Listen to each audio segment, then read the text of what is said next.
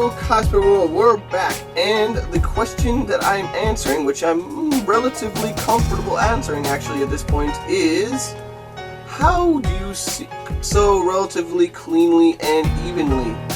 Well, I'm not the best seamstress on the planet, I must admit, but if you respect my opinion and my insights and my experiences, hopefully this is still useful for you.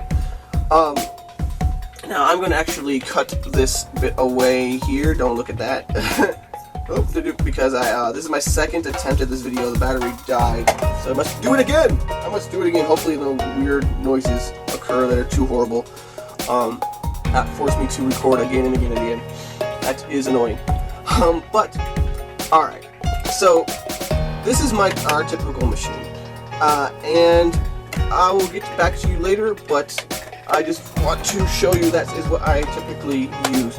Now, for most people, if you're just trying to get a really easy thing to sew with, actually the process of moving fabric through a machine, I'm going to say a serger. People who get sergers, they realize, oh my god, this is amazing, it cleans up all my excess material. It has a really strong stitch because there's 4 threads instead of 1, so none of that coming apart business. And as long as your tension is relatively good, you won't have any chokes. And it works reasonably well because it has a feeder, it has a little thing that grabs it and feeds it from, it will take stretch and, knit fabrics reasonably well. Just a huge time saver. Makes your inside work very clean instead of having to come in with the scissors and hope that you don't get too close. It has it at the perfect extra bit of fabric left over every time.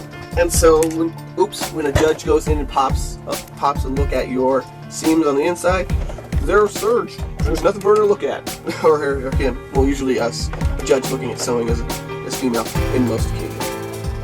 But let me tell you about what I typically use for, because you can't always serge everything because it leaves this bit of extra material that's sometimes not great. If you want to do a rolled stitch, things that are a finishing stitch, things that are on the edges that might be seen, this is the only option you have. You can't use the serger for everything. But what we have here attached to it is something special. This is not your average foot. Yes, this is what they call a walking foot. This is very nice for making your stitches even and consistent and straight. Now, the reason for this is, on your typical sewing machine, this bottom plate will rise up, grab the fabric, and push it along. Rise up, push it along, as it works. Now, what the walking foot has is another one on the top. So what it is doing is it's grabbing the fabric, pushing it along, opening up, and going in a circle.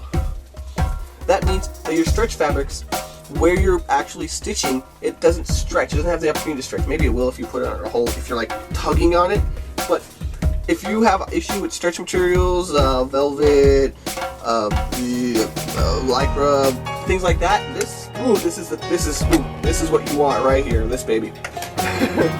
It will keep that gnarling and snagging and bunching up to an absolute minimum. I'm sure it's possible, but it's way less possible. And it works on general fabrics as well, which is why it's kind of permanently attached to our sewing machine at the moment, because it's kind of awesome and we're enjoying it. Alright, I'm going to just put a bit of fabric in there for a demonstration, and then run it through.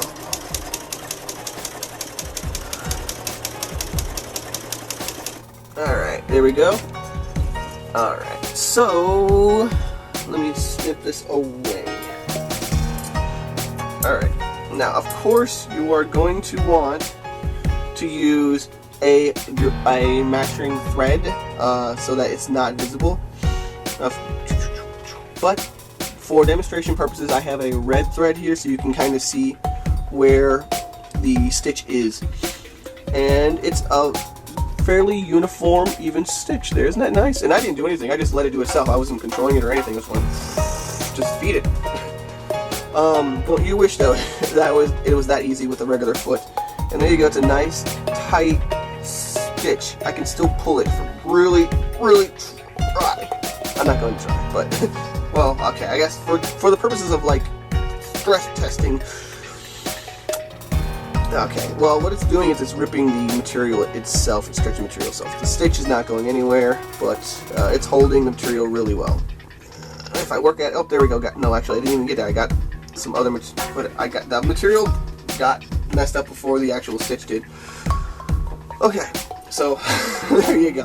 Always try to stress test everything for you guys on camera to see, yeah, you have to really work at it to mess it up.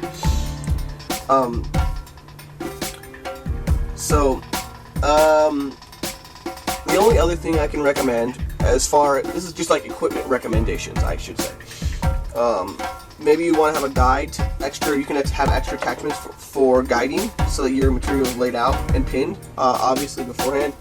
But the way I learned, and I was kind of forced to practice, was on this. Does this look familiar to you? Well, back when I was a kid, we did writing assignments to learn cursive and print and things for our letters. But for this, we're learning to sew a straight line. Well, here I rushed last time. This time I'm going to try not to rush. I'm trying to actually get it on the line.